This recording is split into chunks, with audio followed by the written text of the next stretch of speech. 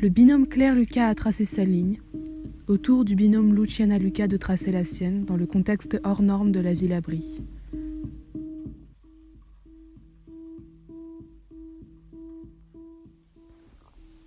Une alarme retentit, semblable à une sirène au son court, assourdissant et répétitif. Tout le monde sait qu'il faut laisser ce qui est en cours, tout poser sans se poser de questions et se diriger au plus vite vers les abris souterrains. Et tous les occupants de l'institut, sans distinction, se plient à la règle.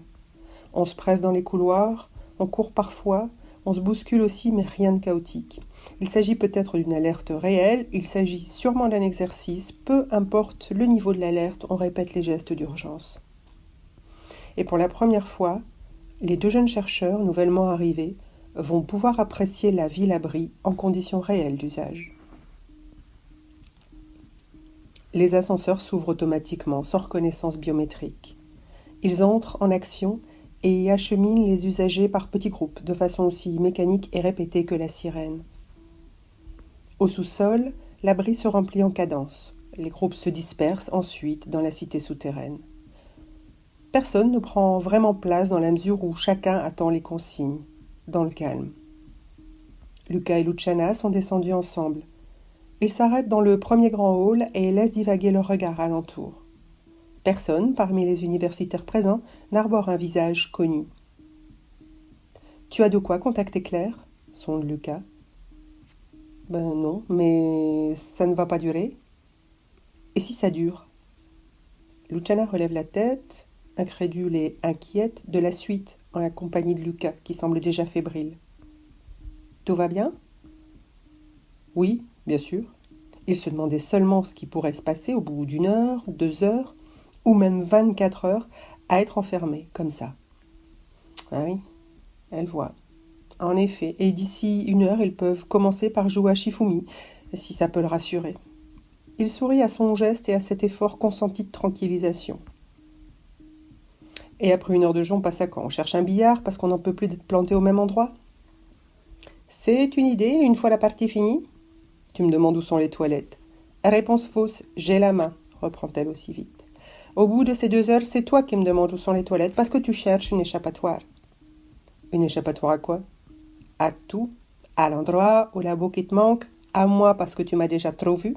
Faux, c'est moi qui reprends la main et je propose qu'on bouge d'ici. Ah, tu vois que je n'avais pas tout à fait tort. On bouge par là ? Plutôt le 2e sous-sol. D'abord le couloir, et s'il y a un accès au sous-sol, au bout, c'est toi qui gagnes la partie. Entendu, lui tend-il la main pour entériner cet accord surréaliste.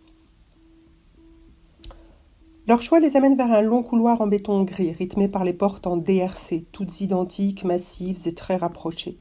Cette monotonie les invite à de nouvelles expériences. Lucas ouvre le premier une porte. Une salle avec un lit unipersonnel, un bureau, un lavabo. Vue. Il referme la porte. Luciana ouvre la prochaine de l'autre côté du couloir. De nouveau, le même lit, le même bureau et le même lavabo. Ils se plantent tous deux dans l'encadrement et Lucas lance finalement à Luciana. Il ne s'est rien passé dans ce lit. Pas plus que dans l'autre, confirme-t-elle. Il continue malgré tout à ouvrir méthodiquement les cellules et referme la dernière aussi vite qu'ils l'ont ouverte, en s'excusant platement. Ils se présument mutuellement, interdits. Tu as bien vu la même chose que moi ? Ils les ont en effet trouvés tous les deux allongés, Wittelsborg sur le dos et Fabian lui faisant la lecture, appuyé sur un coude juste à l'arrière. Attends, je vais être sûre. Lucas l'arrête dans sa course et d'une main, lui maintenant fermement le bras, il l'interroge. Est-ce que tu vas leur demander si la température de la pièce leur convient ? Mais non, aie confiance. Lucas baisse la garde, Luciana peut frapper à leur porte. Oui ? Résonne alors la voix de Fabian de l'autre côté. C'est encore elle qui ouvre la porte et le dialogue, mais il ne trouve que Fabian, assis à présent au bureau. Monsieur Fabian, bonjour. Pardon de vous déranger, mais avez-vous vu Claire Verbruch récemment ? Bonjour Luciana.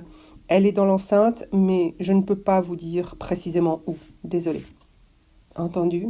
Merci et bonne journée, lui fait-elle en refermant. Un temps de réflexion leur est nécessaire avant qu'ils décident de progresser dans le couloir, silencieux, hagards et distraits. Ils s'arrêtent simultanément et tournent le regard l'un vers l'autre. Ils comprennent sans un mot qu'il faut faire demi-tour immédiatement et revenir en arrière. Lucas ouvre la même porte sans temporisation ni politesse d'usage.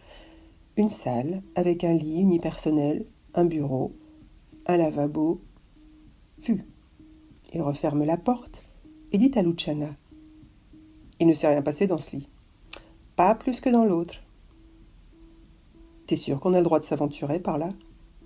T'es sûr qu'on a le droit de rester planté là? À toi l'honneur alors. Faudrait quand même qu'on descende. Si tu y tiens. » Ils s'efforcent de trouver une porte différente des autres qui leur indiquerait une issue. Une porte à droite, rigoureusement identique à celle de gauche, et à combien de portes encore? Celle-ci, enfin. Luciana fait basculer l'énorme barre qui tient lieu de clenche, mais elle s'ouvre sur un vide noir et sans fond, dans lequel s'enfonce le son du déclenchement du pêne. Cette fois-ci, ils ne referment pas brusquement. Ils prennent le temps d'analyser le son du vide, évaluer ce qu'il cache, ce qu'il recèle, ce vers quoi il peut tendre. Un deuxième, troisième, voire un quatrième sous-sol. Le son se dissipe enfin, qui laisse place à d'autres indices potentiels. Un rouage. On dirait le bruit d'un rouage continu, avec par intermittence des craquements, ceux de cordage, de taurons en tension. « Tu as un implant rétinien ?» demande Lucas. « Non. Toi non plus ?»« confirme-t-il, se retirant en arrière, tandis qu'il lui saisit de nouveau le bras. « Il faut retrouver Claire. » Sans autre mot, il lui lâche le biceps, tourne les talons et s'abstrait mentalement de son environnement physique avant de se mettre à avancer d'un pas décidé. Luciana appelle son nom, le suit, inquiète de son objectif, sa destination. Pas de réponse. Lucas s'était absenté, centré sur son cerveau archaïque, reptilien, dernière chance de connexion intuitive et affective.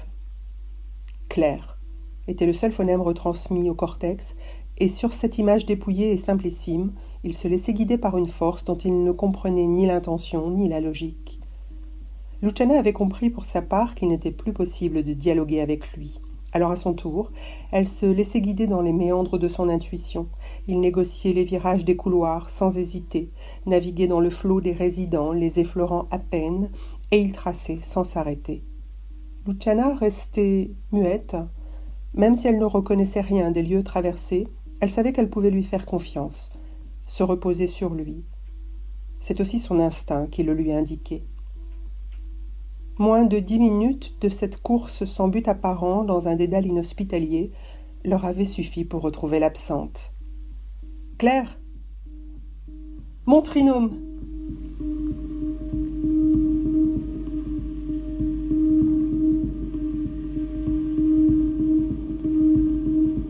Génothèque, Hélécom et Subspatial sont réunis sur le plateau de l'Institut fédéral de la Coalition Nord, ce qui représente une ville ex situ de plus de 200 000 âmes, chercheurs, étudiants, enseignants et tout personnel confondu.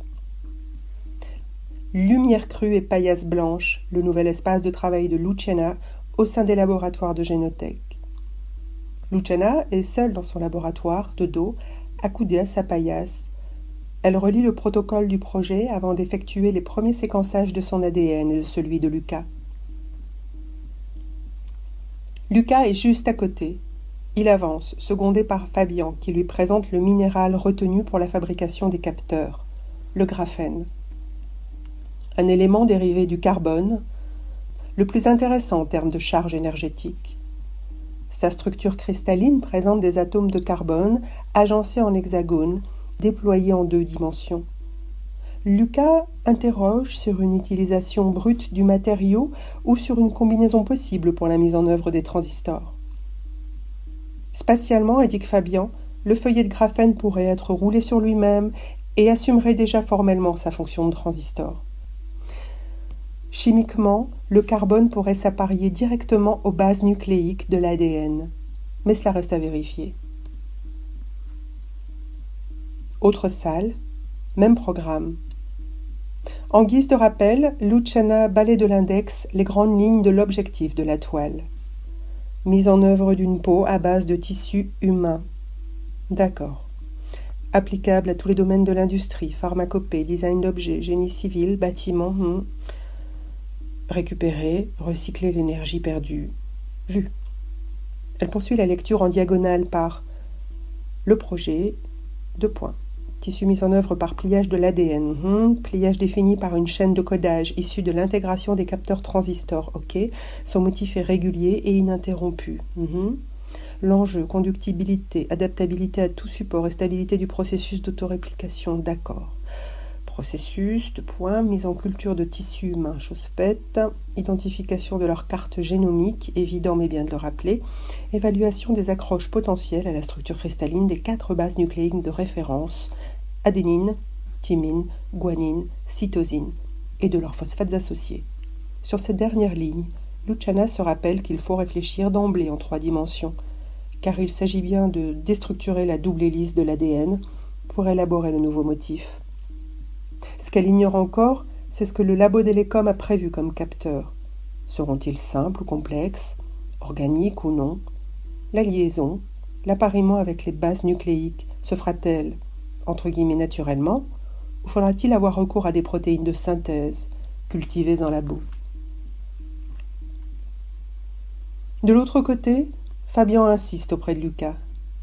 Il faut tester le matériel dès le premier encodage.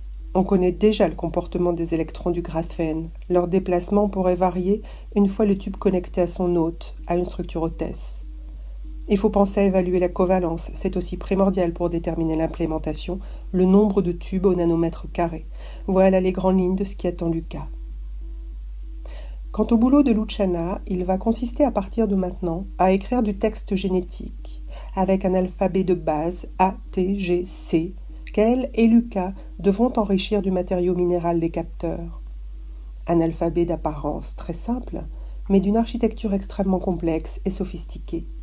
Leur boulot consiste dorénavant à apparier leurs connaissances, apparier de l'organique et du technologique, en s'aidant ou non de protéines de synthèse, pour la part d'expérimentation, car Luciana est bien consciente de l'enjeu majeur de cet organisme technologiquement modifié. Savoir où s'arrête le vivant et où commence le vivant.